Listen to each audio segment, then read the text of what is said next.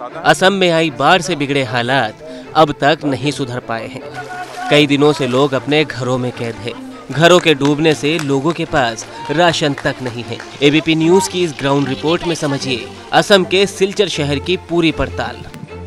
असम में आई बाढ़ के बाद उपजे हालात की इन तस्वीरों को देख लीजिए, क्योंकि ये भी आम जनजीवन जीने वाले वही लोग हैं जो आप जैसे एसी कमरों में बैठकर अपने घर में जीवन जी रहे हैं। लेकिन असम के सिलचर की ये तस्वीर देखिए, अभी मैंने शुरुआत ही की थी और मैं इस बात का जायजा लेने जा ही रहा था कि आखिर बाढ़ से उपजे हालात से निपटने के लिए क्या कोशिश हो रही है। तो मुझे ये तस्वीर दिखाई दी। मैंने तय किया है, एबीपी न्यूज़ ने तय किया है कि हम यहाँ से कुछ किलोमीटर दूर गांव में जाएंगे। गांव में देखेंगे कि आखिर उनके 2 वक्त की रोटी उन्हें मुहैया कैसे हो सके, इसके लिए क्या क्या प्रयास हो रहे हैं। इस दौरान हमारी बात हुई शांति प्रिया से। उन्होंने जो सच्चाई बताई वो किसी को भी हिला कर रख देगी। अगर आपको 24 घंटे के लिए कह दिया जाए कि एक कमरे से बाहर नहीं निकलना है, तो यकीन मानिए अगर मोबाइल का सहारा ना हो तो आपको लगेगा कि कहाँ फंसा दिया गया है, या ऐसा लगेगा कि किसी ने आपको सज़ा सुना दी है। लेकिन कुदरत का ऐसा कहर कि देखिए 13-14 दिनों से घर से नीचे नहीं उतर पा रहे हैं। इसलिए क्योंकि जब उतरते हैं तो इस तरह से गंदे पानी का सामना करना पड़ता है, और अगर किसी कदर बाहर जाना हो तो ऐसे ही नाव का सहारा लेना पड़ता है जैसे मैं लेकर आया हूं। शांति प्रिया हैं, उनसे बात करने की कोशिश करते हैं, क्योंकि यहाँ से ऊपर जाना और ऊपर से नीचे आना थोड़ा कठिन है, नामुमकिन तो नहीं है। शांति प्रिया, कितने दिन से आप लोग हैं ऐसे? थोड़ा तेज बोलिएगा। 13-14 डेज से यहाँ पे, और पानी का अंदर सब डूब गया है। हाँ। सामान अचानक से तेजी से पानी जो आया और सब डूब गया और कुछ भी बचा नहीं पाए। ऐसे ही ये रिलेटिव है, इनके घर में 7 फैमिली यहाँ पे रह रहे हैं। हाँ। और 7 फैमिली यहाँ पे 13-14 डेज से। तो ये आपके पहचान के हैं, कोई और दूसरे गाँव के हैं? नहीं, ये मेरे बुआ के बेटी है, इसलिए मैं यहाँ पे रह रही हूँ। अच्छा, तो आप लोग खाना पीना कैसे करते हो? खाना राशन है कि नहीं है? कुछ भी नहीं है, सब डूब गया। तो दीदी के घर में सहारा ले लिया, पहनने के लिए सारे कपड़े भी डूब गया। और बिजली तो आज बहुत दिन से नेटवर्क भी 7 डेज नहीं था। अभी यहाँ नेटवर्क मिल रहा है, फिर भी नेटवर्क डिस्टर्ब है बहुत। और ऐसे तो बिजली तो बहुत दिन हो गया। जिस दिन फ्लड आ रहा था उसी दिन से पानी घुसने लगा था, तेजी से अचानक से घुस गया। रात को ऐसे 12 बजे अचानक सो रहे थे, तब ये रूम के अंदर। तो आपका किचन नीचे था या ऊपर है? नीचे था। सब नीचे है। सब नीचे। तो अभी कैसे खाना वाना बना रहे हैं? ये दीदी के घर में उन लोगों का खाने बनाने के सिलेंडर गैस जो बचा लिया था, तो उन लोगों ने रात को 12 बजे कॉल किया तो हम लोग। दुर्गेश, इनकी आवाज आ रही है?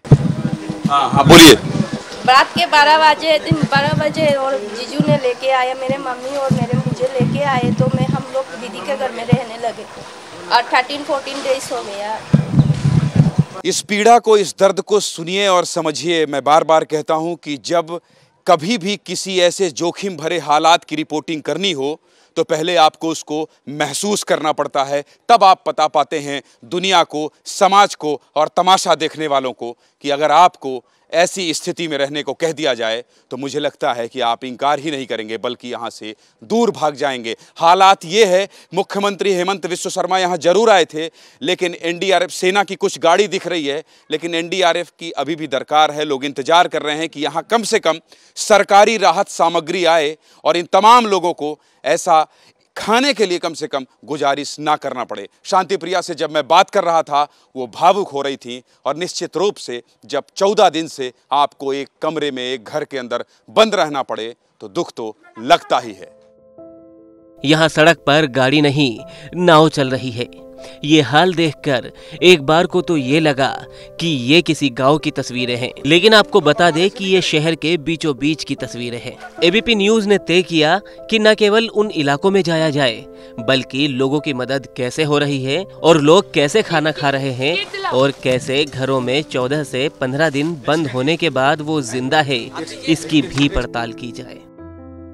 देखिए, ये कुछ युवा हैं जो पिछले 10 दिन से इसी तरह से लोगों की मदद कर रहे हैं और जैसे मैंने शांति प्रिया से बात की, मैं इनसे भी बात करने की कोशिश करता हूं। देखिए, ये इसी तरह से राशन, ये ना तो सरकारी मदद से आए हैं, ये बल्कि इन लोगों का एक संगठन है और वो संगठन ऐसे ही मदद करता है, घर घर पहुंचाकर। देखिए, इन्हें मिनरल वाटर दे रहा है, इसके अलावा पैकेट्स हैं, उस पैकेट को दे रहे हैं। उन्हीं इनके संस्था से जुड़े कुछ लोग हैं, इनसे समझते हैं, जानते हैं कि आखिर क्या क्या है इस पैकेट में और कितने दिन से ये लोग काम कर रहे हैं और क्या क्या बांटते। क्या नाम है आपका? अनुपमा देव। अनुपमा जी, ये बताइए कि ये सरकार ने दिया है या किसने दिया है? नहीं, हम लोग एनजीओ से हैं। हमारा एनजीओ का नाम है मिलाप। तो हम लोग मतलब एक साथ एक टीम बनाया। हम लोग एक दिन में हमारा टीम बना। उसके बाद हम लोगों ने राशन खरीदा। हम लोग का डेली सप्लाई होता है, तो हम लोग पैकेजिंग करते हैं। उसके बाद घर घर जाके लोगों को देते हैं। तो हमारा आज 9 डे चला है जब हम लोग रिलीफ देने आए हैं। तो हम लोग आज तो पानी कम गया है बहुत ज़्यादा, हम लोग बहुत ज़्यादा पानी तक आए और हमारे जो टीम के सरकारी मदद नहीं पहुंच रही है क्या? सरकारी मदद अब 2-3 दिन से अभी सरकारी मदद पहुंच रही है। पहले तो नहीं पहुंच रहा था, हम लोग ही जाके दे रहे थे। एनडीआरएफ की टीम भी अंदर नहीं आ पा रही थी, एनडीआरएफ की टीम भी इधर नहीं आ पा रही थी। तो उन लोगों ने बोला कि करंट ज़्यादा है, लेकिन हमारा जो लोग है तो करंट फैल गया था क्या? नहीं, करंट मतलब पानी का करंट जो है वो ज़्यादा था, तो वो लोग अंदर नहीं। कितने लोगों की मदद आप लोगों ने कर ली है और कितने गांव हैं जो ऐसे ही डूबे हैं? ये तो शहर है। हम लोगों का मतलब जो किट्स है वो हम लोग का 8000 प्लस किट्स हम लोगों ने 9। पैसा कहाँ से आ रहा है? पैसा तो हम लोग डोनेट कर रहे हैं, तो हम लोग उससे दे पा रहे हैं। कितने लोगों की टीम है? टीम 30 प्लस लोग हैं। तो ये 30 से ज़्यादा युवाओं का एक समूह है, संगठन है। आप देख सकते हैं, इसमें भी बैठे हैं और वहाँ पर भी ये सारे लोग हैं जो राशन देने के बाद अब यहाँ से जा रहे हैं। 14 दिन से लोग घरों में बंद हैं और घरों में केवल इसलिए बंद हैं कि अगर वो निकलें तो कैसे निकलें, जाएं तो कहाँ जाएं, उनके सामने यही संकट है। और अगर आपको इस सड़क पर चलना है तो आप चल नहीं सकते, तैर ही सकते हैं। नाव का सहारा लेने के बाद ही यहाँ पहुँच सकते हैं। सिलचर का यही इलाका सबसे ज्यादा प्रभावित है। हर तरफ नाव चल रही है। सेना की गाड़ी लोगों की मदद के लिए दिखाई दे रही है। सुनिए स्थानीय लोगों ने क्या बताया। क्या नाम है आपका? सर, मेरा नाम है जितेंद्र सिन्हा। तेज बोलिएगा क्योंकि आप ऊपर है, मैं नीचे हूँ। जी सर।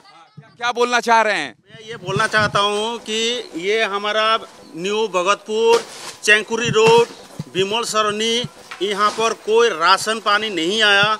जब से 10-12 दिन से लेकर के हम यहाँ पर रहते थे, मेरे परिवार रहते थे, जिसमें मेरी परिवार को मजबूरन गांव में भेजना पड़ा, जिसके तहत मैं अकेला यहाँ पर जी रहा हूँ। और ना कोई प्रशासन आके पूछा कि तेरे को क्या चाहिए क्या नहीं चाहिए। आज तक तो किसी ने कोई नहीं पूछा। तो सरकार तो कह रही है कि सब चीज राहत सामग्री पहुँचा रहे हैं, सब सर पहुंचा रही है, लेकिन यहाँ पर कोई प्रशासन नहीं आए हैं। तो खाना पीना है आपके पास? नहीं है पीना सर, हम कुछ भी नहीं बचा अभी तक आज की डेट में, जबकि बिस्किट का खा करके हम जी रहे हैं। और पानी 2-4 बोतल जो बाहर से लोग आते थे वही दे करके जाते थे। और राशन पानी सर कुछ नहीं मिला। और मैं क्या बताऊं, और मैं प्रशासन से ये रिक्वेस्ट करना चाहता हूं, प्लीज़ आकर के गली में आकर के थोड़ा सा दे सके। कोई न्यूज़ चैनल वाला आया आपका हाल जानने? नहीं आया सर, कोई नहीं आया। आप किसी से भी पता कीजिए। चलिए, इस बात का मुझे सुकून है कि मैं यहाँ सिलचर में पहुँचकर कम से कम इनका हाल जान पा रहा हूँ। और जब हम कहते हैं एबीपी न्यूज़ आपको रखे आगे, तो बड़ी जिम्मेदारी से इस बात को कहते हैं कि यहाँ आना, इनकी आवाज़ को पहुँचाना सरकार तक, ये भी इस हालात में बहुत महत्वपूर्ण है। कुछ लोग इधर हैं, इनसे भी बात करते हैं। ये देखिए, ये कह रहे थे, हालांकि ये बारिश का पानी है, बारिश के पानी के लिए पाइप लगा रखा है इन्होंने। ये पाइप क्यों थोड़ा तेज बोलिएगा ताकि यहाँ तक आवाज़ आ जाए। एम्बियंस खोल दीजिए दुर्गेश साहब। ये बताइए कि ये पाइप क्यों लगा रखा है आपने? ये पानी के लिए, पीने के पानी के लिए, बारिश के लिए पानी नहीं मिलते, क्या करो। हाँ, तो पीने के लिए है कि नहाने धोने के लिए? ये पीने के लिए। हाँ, पीने का पानी नहीं, पीने के लिए। देखिए, छिपरा हैं और ये कह रही हैं कि ये विधवा हैं, अकेली हैं और इनके जो बच्चे हैं वो बाहर रहते हैं। यकीन मानिए, इन हालातों को जब आपसे बता रहा हूँ तो ये बिल्कुल नहीं लग रहा है कि मैं कोई स्टोरी बयां कर रहा हूँ, बल्कि ये लग रहा है कि ऐसे हालात में कोई कैसे रह सकता है। इस तरह पूरे सिलचर में राशन बांटने का काम चल रहा है। लोग बता रहे हैं कि कैसे वो परेशान हैं। इस रिपोर्ट से आपको ये समझने में आसानी होगी कि हालात बद से बदतर कब और कैसे हो जाते हैं और उन्हीं हालातों में लगातार जीना कितना मुश्किल है। इस पूरे सिलचर के इलाके में जहां भी मैं जा रहा हूं ऐसी ही तस्वीर दिखाई दे रही है और इसी तरह से लोग नाव में और थर्माकोल का ये जो जुगाड़ होता है इसको बनाकर आना जाना कर रहे हैं। बच्चे हों, बूढ़े हों, बुजुर्ग हों, जवान हों, जाने और आने का एकमात्र रास्ता यही है, क्योंकि हर तरफ पानी ही पानी है। कैमरा पर्सन दुर्गेश साहू के साथ ज्ञानेंद्र तिवारी, एबीपी न्यूज़, सिलचर।